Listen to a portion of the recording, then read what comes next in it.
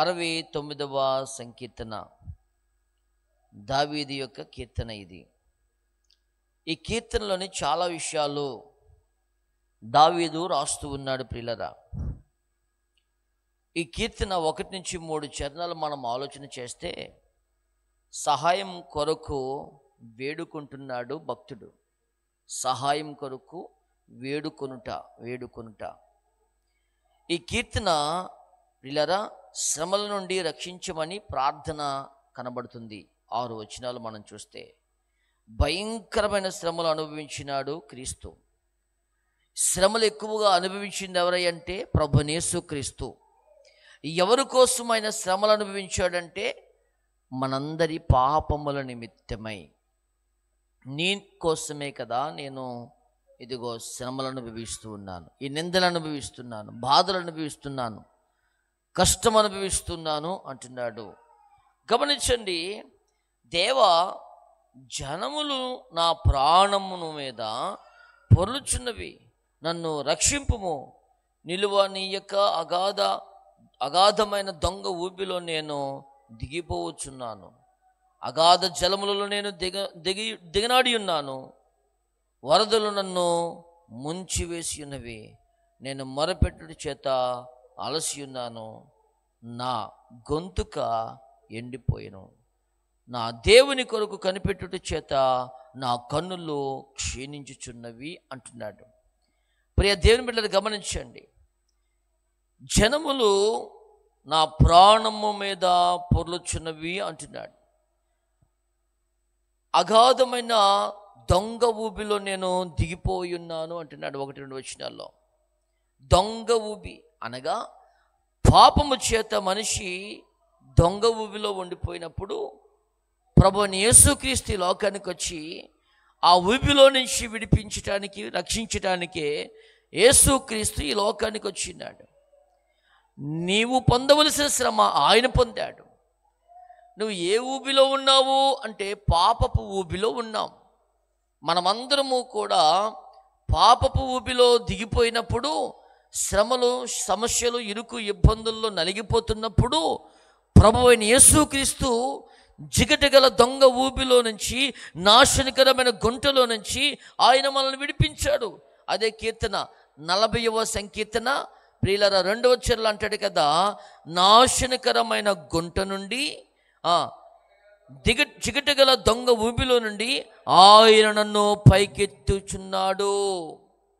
నా ప్రియమైన వాళ్ళరా, నిలువక్కని యొక్క పాపపు ఊబిలో కూరుకుపోతున్నా, దిగిపోతున్నా, నాశనం అయిపోతున్నా, మరణానికి దగ్గరైపోతూ ఉన్న మన బ్రతుకులను ప్రభువైన యేసుక్రీస్తు లోకానికి వచ్చి ఆ ఊబిలో నుంచి పైకి లేపాడు. పాపం వల్ల వచ్చు జీతము మరణము, ఆ మరణము నిత్య నరకమైతే ఆ నరకము నుంచి తప్పించటానికే ప్రభువైన యేసుక్రీస్తు ఈ లోకానికి వచ్చాడు. నీ కొరకు ఆయన నిందలు భరించాడు, నీ కొరకు ఆయన శ్రమ అనుభవించాడు, నీ కొరకు ఆయన గాయపరచబడ్డాడు, నీ కొరకు ఆయన అవమానించబడ్డాడు, నీ కొరకు ఆయన మరణించాడు. ఎందుకయ్యా అంటే ప్రియులరా, నీ పాపము నుంచి విడిపించడానికి. ఏమండి, దేవుడు నీతి కనుక మనము పాపములో ఉన్నాము కనుక నీతి కలిగిన దేవుడు యేసుక్రీస్తు రక్తము ద్వారా మనల్ని పరిశుద్ధులుగా మార్చాడు. ఏమండి, పాపము మనిషిని కబళించేస్తున్నటువంటి దినాలు. అందుకనే 2 తిమోతి 1:9-10 వచనాలు మనం చూసిన, 1 దెస్సలోనికీయులకు రాసిన పత్రిక 5:10 మనం చూసిన, మనము శాపగ్రస్తులమై ఉండగా మన శాపము ఆయన భరించి మనకు ఆశీర్వాదమునిచ్చుటకు మన కొరకు శాపగ్రస్తుడిగా ఏమండి సిలువలో వేలాడుతున్నాడు ఆయన. నీ పాపము నీ మీద ఎలుబడి చేస్తుంది, నీ పాపము నీ కుటుంబం మీద ఎలుబడి చేస్తుంది. శాపాన్ని అనుభవిస్తున్న మనలను శాపాన్ని తొలగించటానికే ప్రభువైన యేసుక్రీస్తు వచ్చాడు. వింటున్నారా? మోసం, దొంగతనాలు, అసూయ, ద్వేషం, కక్షలు, కాఠిన్యాలతో నలిగిపోతూ ఉన్న మన జీవితాలలోని ప్రియులరా, ఆయన విడుదలనిచ్చి ప్రశాంతతనివ్వడానికే యేసు ఈ లోకానికి వచ్చి అంటాడు, ఇదిగో జిగటగల దొంగ ఊపిల నుంచి నేను విడిపిస్తున్నాడు ఆయన. నా ప్రియమైన దేవుని బిడ్డ గమనించండి, ఆశీర్వాదం లేని నా జీవితంలో ఆశీర్వాదాన్ని ఇవ్వటానికి ఆయన వచ్చాడు. ఆశీర్వాదాన్ని కోల్పోయిన మన జీవితంలో ఆశీర్వాదాన్ని ఇవ్వటానికి ఆయన లోకానికి వచ్చాడు.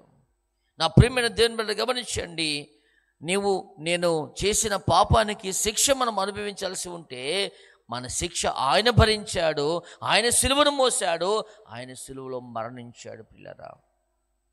ఎందుకు అనంటే మనము ఆయన ఉండే రాజ్యములో ఉండాలి అని. అందుకనే సిలువలో వేలాడుతూ తను తానుగా రక్షించుకోగలడు. కానీ వినండి, తనను తానుగా రక్షించుకోగలడు. అయితే నీ కొరకు నా కొరకు ఆయన సిలువలో బలి అవ్వకపోతే మన పాపముల నుంచి మనకి విడుదల కలుగదు. మన కోసమే ఆయన తను తానుగా బలిగాను అర్పణగా మన కొరకు మారిపోయాడు. వాస్తవానికి ఈ కీర్తనలో మనము ఎక్కువ శ్రమ అనుభవించింది ఎవరయ్యారంటే యేసు ప్రభువుని గూర్చి రాస్తున్నట్టుగా ఈ కీర్తన మనకు కనబడుతుంది. 9వ చరణంలో మనం చూస్తే, అంటే ఆ చరణాన్ని అన్ని కిందకి చదువుకుంటూ వస్తే ఎవరు ఇంతగా శ్రమ అనుభవించింది, ఎవరు కష్టాలు అనుభవించింది, ఎవరి మీద ఇంత నిందలు మోపింది, ఎవరు ఇంతగా నలిగిపోయారు అంటే ప్రభువు అయిన యేసుక్రీస్తు మనకి కనబడతాడు ప్రియులారా. 9వ చరణంలో అంటాడు కదా, నీ ఇంటిని గూర్చిన ఆసక్తి నన్ను భక్షించుచు ఉన్నది. దేని గురించి? నీ ఇంటిని గురించిన ఆసక్తి నన్ను భక్షించుచు ఉన్నది. దేవుని ఇంటిని గురించిన ఆసక్తి ప్రభుని యేసుక్రీస్తును అంటున్నాడు కదా, నీ ఇంటిని గురించిన ఆసక్తి నన్ను. యేసు ప్రభులో బాలుడిగా ఉన్నప్పుడే ఆయన తప్పిపోయాడంటారు. 2 రోజులు అయిపోయింది. మరియా యోసేపు తెగనెతికేస్తున్నారు. యేసు నువ్వు ఎక్కడికి వెళ్ళిపోయావు, 2 రోజులుగా మేము నిన్ను వెతుకుతూ ఉన్నాము అంటే ఆయన ఇచ్చిన జవాబు ఏంటి తెలుసా? బాలుడిగా ఉన్నప్పుడు నేను నా తండ్రి పనిలో ఉన్నానని మీరు ఎరుగరా. బాలుడిగా ఉన్నప్పుడే తండ్రి పనిలో నిమగ్నమైపోయాడు. వినండి, రాత్రంతా ప్రార్థన చేస్తున్నాడు, పగలంతా స్వార్థ ప్రకటిస్తున్నాడు. 40 రాత్రులు 40 పగళ్ళు ఉపవాసం ఉండి ప్రార్థన చేశాడు. ఎవరి కోసమే అంటే ప్రజలందరికీ స్వార్థ ప్రకటించాలి. దేవుని ఇంటిని గురించినటువంటి వినండి ప్రియరా, ఆ వేదన నన్ను భక్షించుచు ఉన్నది. ఆ ఇంటిలో ఉండవలసిన ఈ ప్రజలు లోకానుసరమైన జీవితాలు జీవించి ఇంటికి దూరం అయిపోయారు. నా ప్రియమైన వాళ్ళరా, తప్పిపోయిన కుమారుడు వెళ్ళిపోయిన తర్వాత తండ్రి ఎంత తప్పించాడు. ఎప్పుడు వస్తాడు నా కొడుకు వస్తాడు ఎదురు చూస్తున్నాడు. దేవుని ఇంటిని గురించినటువంటి ఆ చింత, ఆ వేదన నన్ను భక్షించుతున్నది. ఇంటిని గురించిన ఆసక్తి ప్రభువైన యేసుక్రీస్తుకి. దేవుని ఇంటిలో ఉన్న ఆయన ప్రజలు అయ్యో దూరం అయిపోయారే, ఇల్లు ఎలాగైపోయిందేంటి? ఇంటిని గురించిన ఆసక్తి. ఈ రోజున దేవుని ఇంటిని గురించిన ఆసక్తి నీకుందా? ఏంటి దేవుడి ఇల్లు అంటే? సంఘం, కుటుంబం, మందిరం, సహవాసం. దేవుని ఇంటిని గురించిన ఆసక్తి. దేవుని ఇల్లు అంటే ఏంటి? దేవుని ఇల్లు అంటే ఏంటి? సరే, మందిరం. ఈ మందిరాన్ని దేవుడు దేంతో పోల్చాడు? నీ దేహమే దేవుని ఆలయం. దేవుడు నివసించే స్థలం దేవుని ఇల్లు. దేవుడు ఉండే స్థలం, దేవుడు ఉండేటువంటి ఆ ప్రాంతం. అయితే వినండి, దేవుడు ఎక్కడ నివసిస్తున్నాడు అనంటే నీ హృదయంలో నివసిస్తున్నాడు. నీవే దేవుని మందిరం, నీవే దేవుని మందిరం, నీవే దేవుని గుడారం, నీవే దేవుని ఇల్లు. దేవుని ఇంటిని గూర్చినటువంటి ఆసక్తి నన్ను భక్షించుతున్నది. ఈ రోజున ఇల్లు పాడైపోతూ ఉంది. ఇల్లు అంటే ఏంటి? ఇల్లు అంటే ఏంటి? ఏం చెప్పానప్పుడు? నీవే. ఆయన నివసించే గుడారం నీవే, ఆయన నివసించే ఇల్లు మనమే. నీ దేహము దేవుని ఆలయం. ఇప్పుడు ఈ దేహము, ఈ ఇల్లు, ఈ యొక్క గుడారము ఏమైపోతుందో తెలుసా? పాడైపోతుంది. ఎలా పాడు చేస్తున్నావు? ఎలా పాడు చేస్తున్నావు? కొందరు వినండి, మత్తు పానీయములతో పాడు చేస్తున్నారు ఈ ఇంటిని. మరికొందరు వినండి వ్యసనాలతో పాడు చేస్తున్నారు. మరికొందరు ఖైనీ గుట్కాలతో పాడు చేస్తున్నారు. మరికొందరు అసూయ ద్వేషాలతో పాడు చేస్తున్నారు. కనిపించేవి కొన్ని, కనపడనివి కొన్ని. మందు తాగుతున్నాడు, కనిపిస్తున్నాడు, కనిపించట్లేదా? కనిపించాడు. లోపల పగన పెంచుకుంటే అది కనిపించదు. కుష్ఠరోగం వచ్చింది, కనిపిస్తుందా? కనిపించదా? కనిపిస్తుంది. లోపల అసూయ పెట్టుకున్నావు, అది కనిపించదు. వినండి, కనిపించేవి కొన్ని, కనపడనివి కొన్ని. నీ హృదయంలో ఈ ఇంటిని ఏం చేసుకుంటున్నావు? నీవు పాడు చేస్తున్నావు. ఇప్పుడు అంటున్నాడు, నీ ఇంటిని గూర్చిన ఆసక్తి నన్ను భక్షించుచున్నది. నీ ఇంటిని పాడు చేసుకుంటున్నావు, నీ దేహాన్ని పాడు చేసుకుంటున్నావు, నీ ఆలయాన్ని పాడు చేసుకుంటున్నావు. వినండి, ఈ రోజున ఎంతమందికి దేవుని ఇంటి మీద ఉన్నటువంటి ఆసక్తి ఎంతమందికి ఉంది ఈ రోజున? అయ్యో, ఇది నా దేవుని ఆలయము, దీనిని పాడు చేయకూడదని ఆసక్తి ఉంది ఈ రోజున మనకి. ఇది నా దేవుని ఆలయం అండి, ఈ దేవుని ఆలయంలో దేవుడు ఉంటాడు, దేవుడు నివసిస్తున్నాడు, దేవుడు విశ్రమించుతున్నాడు, కనుక నేను నా ఇంటిని జాగ్రత్తగా ఉంచుకోవాలని ఎంతమందికి ఉంది? ఇల్లు అంటే ఏంటని చెప్పాను? మీరుండే ఇల్లు కాదు, నీ దేహమే. వింటున్నారా? నీ దేహమే దేవుని ఆలయం. ఇప్పుడు ఈ దేహాన్ని మనం ఏం చేయకూడదు? ఇక్కడ ఉన్నారా లేదా? ఏం చేయకూడదు? పాడు చేయకూడదు, అపవిత్రపరచకూడదు, అపరిశుద్ధత ఉండకూడదు. అపవిత్రత ఉన్న ఇంటిలో దేవుడు ఉండలేడు, అపరిశుద్ధత ఉన్న ఇంటిలో దేవుడు నివసించలేడు. మీకు చాలాసార్లు చెప్పాను, ఒక ఆయన ఒక ఇంటిని అమ్మేశాడట.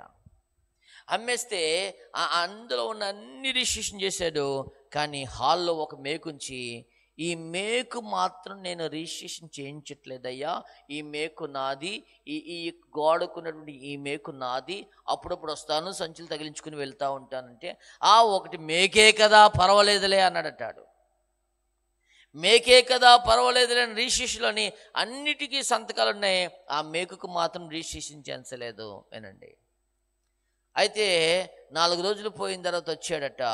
వచ్చి గొడుగు తగిలించాడు, సంచి తగిలించాడు, వెళ్ళిపోయాడు. మరలా వచ్చాడు, గొడుగు తీసుకున్నాడు, సంచి తీసుకుని వెళ్తున్నాడు.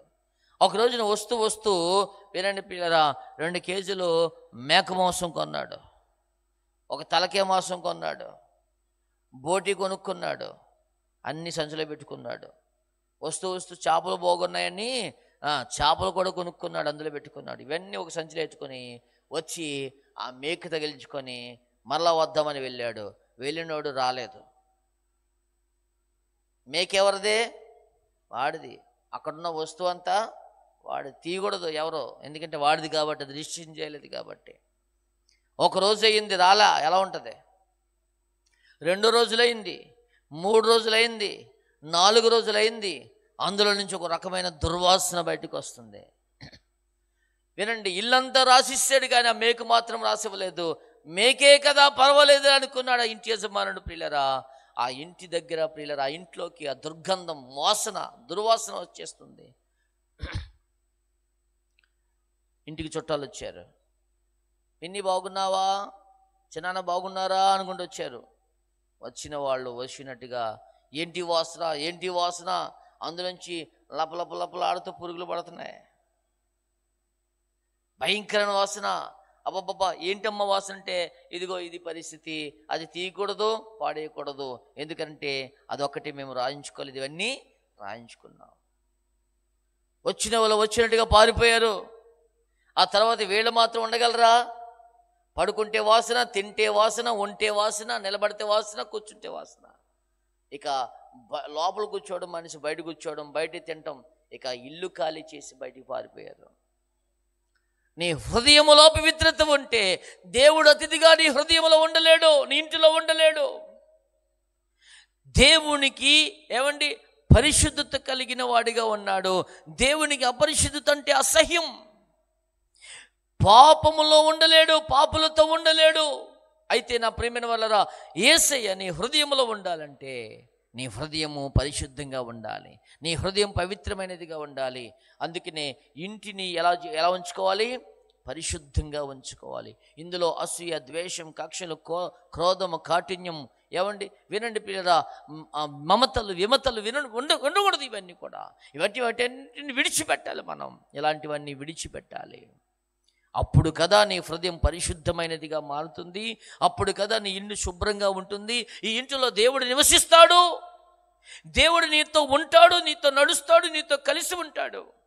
అప్పుడు నువ్వు ప్రశాంతంగా ఉండగలుగుతావు, హాయిగా నిద్రపడుతుంది, చక్కగా ప్రార్థించగలుగుతావు, చక్కగా పని చేసుకోగలుగుతావు, చక్కగా వ్యాపారానికి వెళ్ళగలుగుతావు, ఆనందాన్ని అనుభవించగలుగుతావు. దేవుడు ఉన్న ఇంటిని దేవాలయం అంటారు, దేవుడు లేకపోతే దెయ్యపు ఆలయం అంటారు. కనుక నీ ఇంటిని గురించిన ఆసక్తి నన్ను భక్షించుచున్నది దేవా అని మాట్లాడుతున్నాడు. కనుక ఇంటిని విషయమై, ఏ ఇల్లు అంటే నీ హృదయమే దేవుని ఆలయముగా మార్చుకొని, ఇంటిని గురించిన ఆసక్తి నన్ను భక్షించుచున్నది. నన్ను నిందింపవారును నిందలు నా మీద పడి ఉన్నవి. ఉపవాసముండి నేను కన్నీరు విడువగా అది నాకు నిదాస్పదమాయను. వింటున్నారా? వినండి. సమస్య ఒకవేళ నీ జీవితంలో వస్తే ఉపవాసం ఉండి ప్రార్థించు, ప్రభు దాని నుంచి తప్పిస్తాడు. ఏమండి, ఉపవాస ప్రార్థన చాలా ప్రాముఖ్యమైనది. కనుక ఈ ఉదయకాల సమయంలో ఏమండి, నిందలు, అవమానాలు నీ జీవితంలో ఎన్నో అలజడులు ఎదురవుతూ ఉండగా దేవుని సహాయం కొరకు వేడుకుంటున్నాడు భక్తుడు. పిల్లరా ఏమండి, కనుక దేవుని సహాయాన్ని కోరుకోగలిగితే 1-3 వచనాలు ఏమండి దేవుని సహాయం కొరకు వేడుకుంటున్నట్టుగా మనకు కనబడుతూ ఉంది. ఈ రోజు ఉదయకాల సమయంలో నువ్వే సమస్యతో ఉన్నావో, ఏ ఇబ్బందిలో ఉన్నావో, ఏ కష్టములో ఉన్నావో, ఎలాంటి భయంకరమైన పరిస్థితులు నువ్వు వేధిస్తున్నా నువ్వు దేవుని సహాయమును వేడుకో, ప్రార్థించు, ప్రభు నీకు సహాయం చేస్తాడు. హృదయంలో నెమ్మదిని కోల్పోతున్నావా? ఆనందాన్ని కోల్పోతున్నావా? సంతోషాన్ని కోల్పోతున్నావా? దేవా నాకు సహాయం చేయ ప్రభు అని ప్రార్థించితే ప్రభు నీకు సహాయం చేసి నీ హృదయంలో నెమ్మదిని అనుగ్రహించునుగాక, నిన్ను బలపరుచునుగాక, నిన్ను ఆశీర్వదించునుగాక. దేవుని ఇంటిని శుభ్రంగా ఉంచుదాం. దేవుడు నీతోనే నివసిస్తాడు, నీతో ఉంటాడు. నీ హృదయములో, నీ గుడిలో ఆయన నివసిస్తాడు. యేసు ఉన్న ఇల్లు దేవాలయము, యేసు ఉన్న హృదయము సంతోషానందాలతో వర్ధిల్లుతూ ఉంటుంది. కనుక ఈ ఉదయకాల సమయంలో దేవా నేను కూడా ఇంటిని గురించినటువంటి ఆసక్తి కలిగిన వాడిగా ఉంటాను అంటే ప్రార్థన చేద్దాం. రండి, తలలు వంచండి.